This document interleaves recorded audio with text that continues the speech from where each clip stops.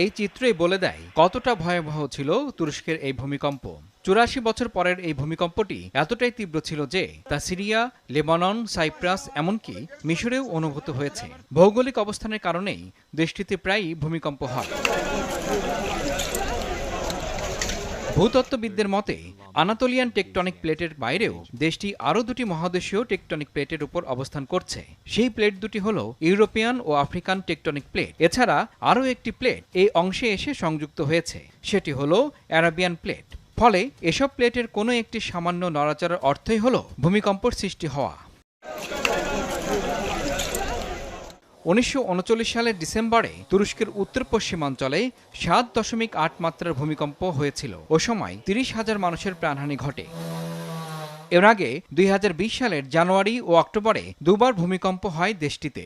অক্টোবরের ভূমিকম্পটির উৎপত্তিস্থল ছিল তুরস্কের নিকটবর্তী গ্রিক দ্বীপ সামোস। এতে নিহত হন ২৪ জন নাগরিক। আর জানুয়ারিতে ৬.৭ মাত্রার ভূমিকম্পটি আঘাত হানে পূর্ব তুরস্কে, যার প্রতিবেশী দেশ সিরিয়া, জর্জিয়া ও আর্মেনিয়াও অনুভূত হয়। এতে প্রাণ যায় ২২ জনের। এর আগেও ২০১১ সালের অক্টোবরে আবারও কেঁপে ওঠে পূর্ব তুরস্ক।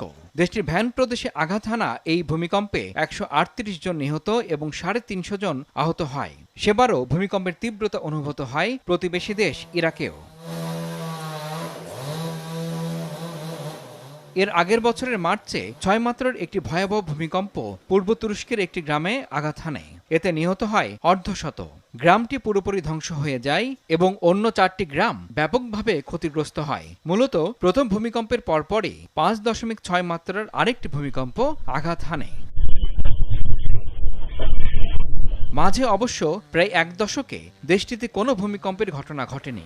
এরপর ১৯৯৯ সালের আগস্টে ৭.৪ মাত্রার শক্তিশালী একটি ভূমিকম্পে দেশটির অন্তত ১৭,০০০ মানুষ নিহত হয়। এর মধ্যে দেশটির রাজধানী ইস্তাম্বুলেও অন্তত ১,০০০ মানুষের প্রাণহানি ঘটে।